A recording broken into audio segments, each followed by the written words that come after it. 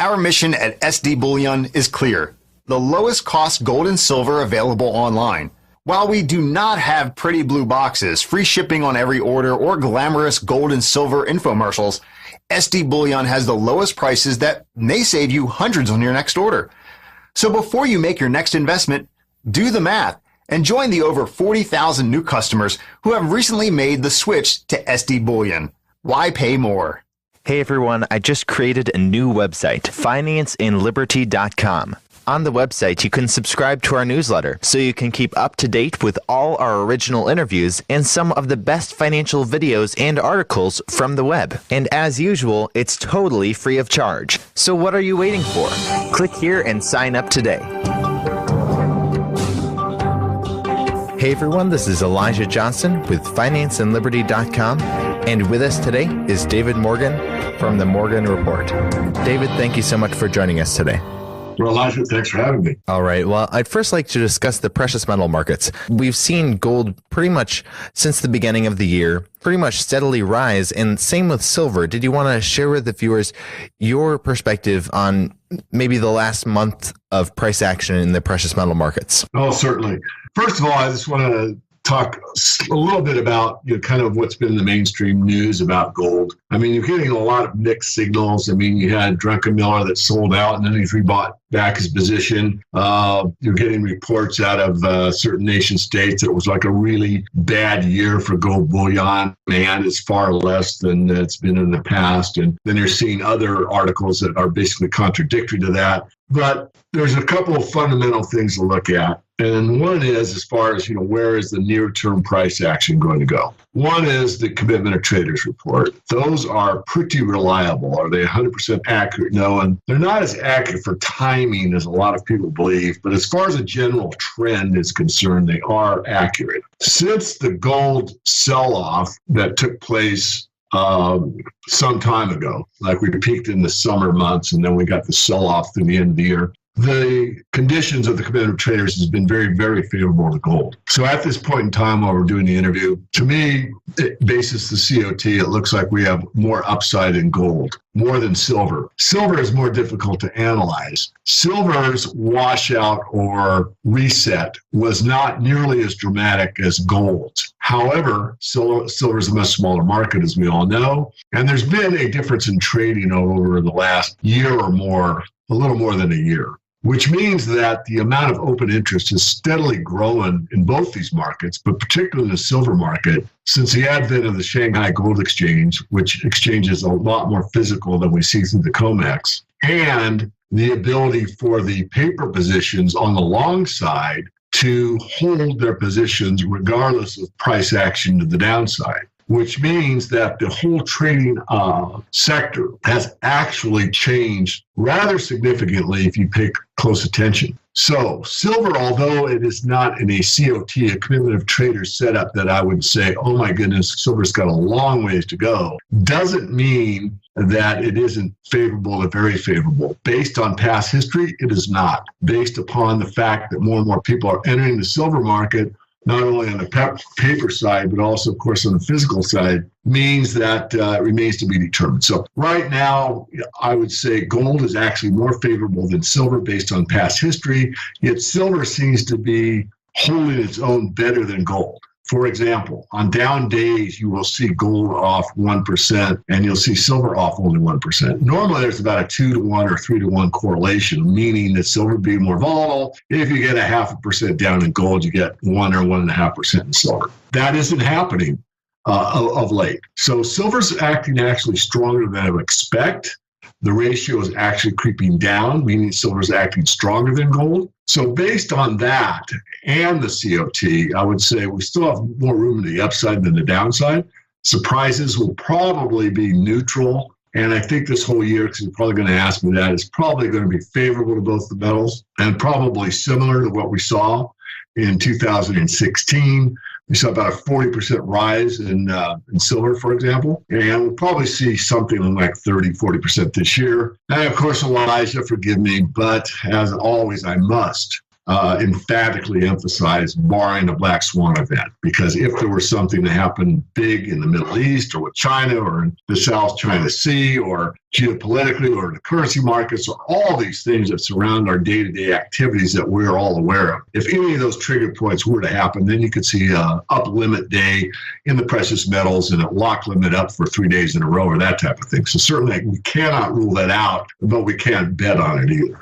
So you're saying for the short term, it looks like the gold silver ratio might actually move higher, meaning, gold will outperform silver in the short term, because it's right now it's around 70-1, the gold silver ratio. So that's your view that in the short term gold might actually outperform? Possibly, based on the commitment of traders, definitely. But then there are other things to factor in. But just based on how the trading activity has gone, and I've looked at this thing constantly, yes, gold is actually more favorable right now. Now, long term, I know you've talked about this a lot before, is that really it seems like the gold silver ratio is way out of whack. Looking historically, the gold silver ratio has been 10-1 or 15-1, but now it's 70-1. So long term, do you see it going back to that kind of ratio? What do you see long term for the gold silver ratio? Well, I see another spike high. In fact, I think it'll be one that goes into the record books. Having said that, you'll see the ratio narrow, which means silver will outperform gold, probably about 3-1, maybe 4-1, which means you could get back down to what I call the classic or monetary ratio of 16-1. And in print, I put in writing that it could get to maybe a 10-1 ratio. I don't see it going to parity. I don't see a 5-1, but that's my opinion. The market knows more than anyone. I do not see long-term where the ratio narrows to, let's say, 15-1 and remains there. It's possible, certainly I, as much as anyone or more than most people, because I am so studied in the silver market, and certainly I don't know everything or pretend to. But Jerome Smith, the kind of silver guru of the 1970s, made a grave error not knowing what the technological changes would be in the silver market, or in mining in general, I should say. And because he didn't account for that, he made some pretty bad predictions that were accurate based on the data at hand. But when things change, you've got to adapt to it. You've got to change yourself. And he didn't. I don't think he actually saw what had taken place, to be honest with you, but, he's not alive to find out. Regardless, I have to remain open-minded that there could be some technological change that uses a great deal of silver for something like an unknown electronic or battery situation that puts a great demand on the silver market. And all of a sudden we're into that, the physical shortage that we've all talked about for so long, and it manifests, and it's just not going to happen. And in a scenario like that, certainly you can see the ratio go to, let's say, 30-1. And so the ratio varies between, 30-1 and 10-1, for an example. So I certainly don't rule it out, but as it stands right now with current data and what I know, I would say that it will narrow. It will favor silver, but it will not stay at a low ratio like that unless there is some, major change that, like I just outlined. And certainly I don't know what that is, but I could certainly think of several, but they're all conjecture, they're all speculation. Now I'd like to move to the stock market. Now, I know we've talked in the last couple interviews, we've been interviewing you about once every month, and we've talked about the gold and silver markets, and also we've been tracking the stock market and how, right after Trump's election, the stock market just took off, and now it just keeps going higher. It's at an all-time high right now. The Dow is at 20,700. It's over 20,700 right now. Did you want to give us an update on your thoughts on what the stock market is doing right now? Absolutely. It has been in a distribution pattern for a very, very long time, which means that it goes basically sideways at a high level. And this is a absolutely orchestrated event that takes place in almost all markets. What it means is that the strong hands are selling to the weak hands, but they can't do it instantly, because if they sell a great deal of stock at one time, the price will go down, or if they buy a great deal at one time, it will go up. So they distribute it. In other words, they keep the market at a very high level and sell a little bit and sell a little bit and sell a little bit more, and keep selling until basically they've emptied their hands from the strong hands, the guys and the gals in the know, into the weak hands. This can be verified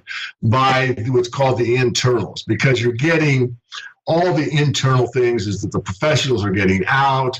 that you're getting a low volume and up moves. That is a discontinuity. When you get a big up move, you want to see the volume backing it up, and it is not. So almost anything that a really good technician looks for to see what the true market conditions are would have to admit that the internals are lousy, yet the market's making new highs. So once you do a distribution pattern and you've sold off all of your stock, and I'm saying all, I'm doing that as a metaphor, but most of your stock, to weak hands, then you do what's called the markup. And the markup is where you take the market even higher, because you want everybody that you distribute your stock to think that they're very knowledgeable, they know what's going on, they're making money, and everything looks wonderful, and they are so smart for being in the stock market. And once you do the markup, what you do at the markup is you get short the market. So now you've taken your whole position, you distribute it to the weak sisters, you mark the market up, and they all feel great. And you, the insiders, the knowledgeable ones, the controllers, they go short. And then they pull the rug out.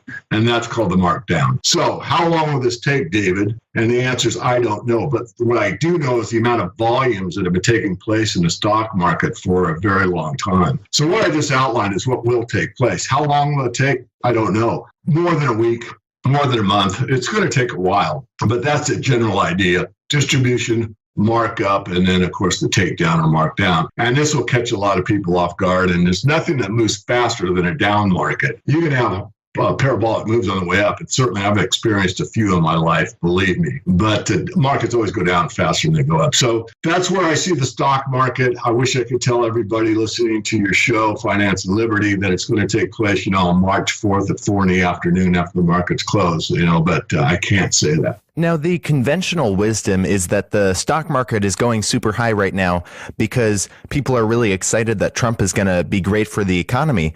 But you're saying it's basically the big money is pushing the market up and then they're going to go short? Yes, at some point. And I agree with you. I mean, part of the reason that they can distribute it easily is that this Trumphoria, or whatever it's called, is taking place. And, certainly, and this is something that, we talked about, I think, on the last interview. I know I've said it in an interview or two, that a lot of people are going to feel better. Fiscal stimulus means that the government puts money in the back pockets of the population, so they're going to feel wealthier because they're getting more money. They're getting jobs. They're doing real work and that kind of thing. And it's all good, good in quotation marks. I'm not against it.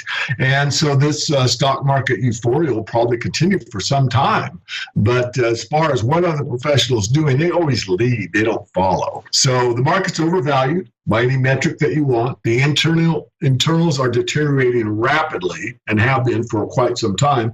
And it's just a matter of time, and I can't tell you how much time before the markdown occurs. But as far as the mainstream financial channels, and believe me, there's a lot of them that don't know what I just even talked about, that will be saying, oh, we got this, and we're doing this infrastructure build out, and this new company started, and they're able to do this with less energy. And I mean, there'll be a lot of good news out there, and a lot of perception that everything is getting better, and in some ways it will, but in the true reality, and when you really analyze it from a macro perspective, we can't build our way out of this. There's not enough real growth left in the economy. And I don't want to be so assured of myself or of what the markets are saying or interpreting what the markets are saying that I haven't missed something, but I really doubt it. If there were something to occur that really did have a substantive impact on not only on the markets, but life in general, like some type of new form of energy that was very cost effective. I think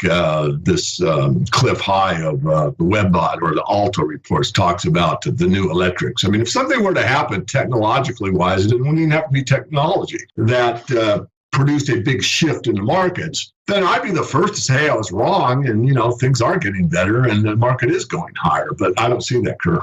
So last week, Janet Yellen said to Congress that it would be, quote unquote, unwise to wait too long to hike interest rates. Now, this seems a little bit contradictory to what the impression that a lot of people had about the FOMC meeting a little while back, the impression was that they were going to wait a while to hike interest rates. But I guess, what do you make of all of this, and what do you see the Fed doing in the near future, and how do you think that'll impact the markets? Well, if you see my interviews with Dr. Michael Berry that we have for our website members, and I think I put some of it out in the public domain, I mean, basically, Michael lectures to the Fed board every year, and every year that I meet up with him, I usually see him 2 or 3 times a year face to face. I interview him and ask him exactly what happened at the Fed meeting where he provided a presentation, and he basically says, with not mixing his words, that the Fed doesn't really know what they're doing. They really are actually fairly frightened. My words, not his, but concerned, I think, is the word that he used. They are followers, not leaders. I mean, a lot of people think the Fed controls a great deal, and they do. But what they really don't control is interest rates. As sorry as that sounds, when interest rate pressure moves the market up, in other words, interest rates by the market start going higher, the Fed will follow and move rates up. And that's what's already taken place. That's why I was so certain that they would have to move rates up at the end of the year last year, because the market had already priced it in. You'd already seen it in the bond market. It was screaming at you. It was there. All you had to do was look, not think, not analyze, just look. And that's a situation that Yellen is in now. She's going to have to follow what the people that are on the floor of the exchange, which is a metaphor, everyone trades off floor now electronically, but the idea is that the bond market is going down. I'm almost certain the bond market has peaked. The debt bomb is the biggest problem that exists in all of financial history. And interest rates are moving up because of that fact. And the Fed will have to follow. So when the bond market starts selling off, which it has been, then the interest rates go higher, and the Fed just can't sit there and do nothing. They have to ratchet the rates up as the market itself is pushing rates higher. All right. Well, David Morgan, thank you so much for joining us today. Before we let you go, did you want to share with the viewers any last thoughts you had and where they can find you online? Yeah, I just would like to share that, we give out a lot of free information. Just go to themorganreport.com, put in your first name and a valid email address, get on our free email list. We'll send you the Riches and Resources report and some insights on a weekly basis. All right. Once again, thank you so much for your insights today. My pleasure. Thank you, Elijah. The gold sell-off that took place some time ago, like we peaked in the summer months, and then we got the sell-off through the end of the year. The conditions of the competitive traders has been very, very favorable to gold. So at this point in time while we're doing the interview, to me, basis the COT, it looks like we have more upside in gold, more than silver. Silver is more difficult to analyze. Silver's washout or reset was not nearly as dramatic as gold's. However, silver's .com. On the website, you can subscribe to our newsletter so you can keep up to date with all our original interviews and some of the best financial videos and articles from the web. And as usual, it's totally free of charge. So what are you waiting for? Click here and sign up today. Hey everyone, this is Elijah Johnson with FinanceAndLiberty.com, and with us today is David Morgan from the Morgan Report. David, thank you so much for joining us today.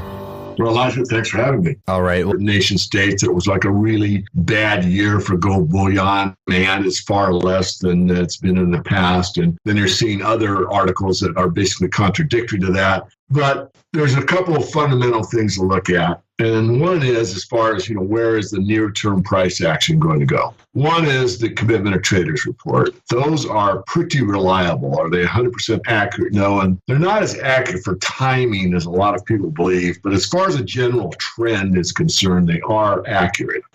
Well, I'd first like to discuss the precious metal markets. We've seen gold pretty much since the beginning of the year, pretty much steadily rise, and same with silver. Did you want to share with the viewers your perspective on maybe the last month of price action in the precious metal markets? Oh, certainly. First of all, I just want to talk a little bit about kind of what's been in the mainstream news about gold. I mean, you're getting a lot of mixed signals. I mean, you had Druckenmiller that sold out and then he's rebought back his position. You're getting reports out of certain. Our mission at SD Bullion is clear. The lowest cost gold and silver available online. While we do not have pretty blue boxes, free shipping on every order, or glamorous gold and silver infomercials, SD Bullion has the lowest prices that may save you hundreds on your next order. So before you make your next investment, do the math and join the over 40,000 new customers who have recently made the switch to SD Bullion. Why pay more? Hey everyone, I just created a new website, financeinliberty.com.